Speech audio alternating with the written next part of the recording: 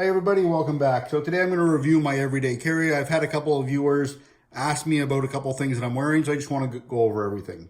The first thing I carry would be my Samsung S32 phone, and protecting that, I have a Nokin case. The reason I chose this specific case, at the time it was the only one I could find that had a door on the back to cover the camera. I didn't want to have to clean my camera every time that I wanted to shoot a video. And since I record almost all my videos at this point on my Samsung phone, I want to make sure that those are always protected and ready to go whenever I want to shoot a video. The other feature that this case has is induction charging. I'll typically use that while I'm driving. The next thing I carry with me is going to be my Beats earbuds. So with these, they're going to be noise canceling headphones. They can also pick up sound as well, be used as a speaker for my phone. A lot of times while I'm recording, I'm going to be wearing these, because they're discreet and they have a really good microphone on them and improve the quality of the sound while I'm recording videos. I can also pair these with my watch as well. What I have for a watch is going to be my Garmin Forerunner. The reason I chose to pick this model, it doesn't have a touch screen that may or may not work depending on weather conditions, whether or not you're wearing gloves. It has all hard tactile buttons so that even if you're wearing gloves, you're able to use that. The other thing with this watch, it also has a built-in GPS that can be used with or without your phone. It also tracks all your activity and sporting data. The other feature I really like about the Garmin watch is it does have a built-in MP3 player that allow you to play music or audiobooks on demand. The other thing I carry with me is just going to be a standard leather wallet. Inside my wallet, I typically keep a crisp $100 bill that I only use for emergencies, in addition to all my credit cards, bank cards, and ID. The next thing I carry with me every day is going to be my keychain. On my keychain, I keep the majority of my keys in here. These are going to be all the keys to my house or to anything that I need to keep with me all the time that I don't want anyone else to have access to. Next, I'm going to keep with me my vehicle key. On my vehicle key, I'm going to have the key to the range that I go to. I'm also going to have a couple keys for locked cabinets that are inside my vehicle as well. Then I'm going to have my multi-tool. So I have a day camping multi-tool. It's similar to what a Leatherman would be. It's going to come with a serrated edge knife. It's going to come with a removable file.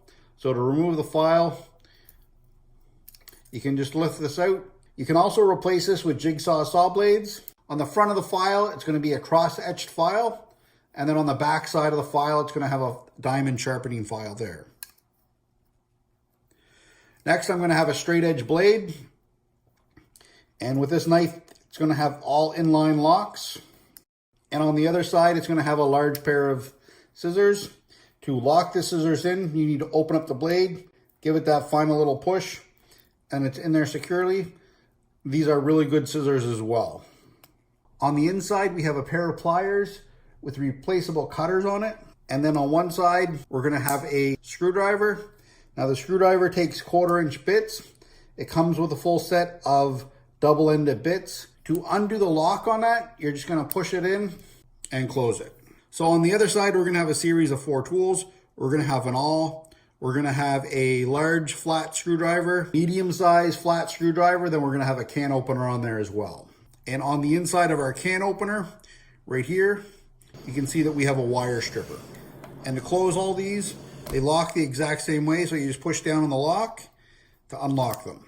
The other thing I carry with me is a Streamlight ProTech flashlight, which is a 600 lumen flashlight that has high, low, and strobe. I've had a few people ask me about my bracelet. So my bracelet is actually a family heirloom. So this was passed down to me by my grandmother. When I got my bracelet, it was as black as my watch band, and I polished it over about 4 or 5 days. I was only able to do a small section at a time because it took a really long time to polish because it was so black and it was so tarnished because it hadn't been worn in decades. Now, originally the bracelet was actually made by my grandmother's sister. So she made this while she was in the Second World War. So they did arts and crafts while they were in the Navy. And this was one of the crafts that she did while she was in the Navy, and she gave that to my grandmother. And I've literally worn this ever since I was in high school. If I'm not doing anything heavy with my hands, I'm typically going to have my wedding band on. So for my ruby ring, this has quite a bit of sentimental value for me as well. So originally belonged to my stepfather. Now he passed away about 10 years ago. And after he passed away, I inherited this ring. So it is something that I really appreciate and cherish the fact that I have it. But for my rings, I'm typically not going to wear my rings if I'm doing something really heavy with my hand, just because I don't want to potentially deglove my hands. If you don't know what degloving is, you can certainly do a search on the internet.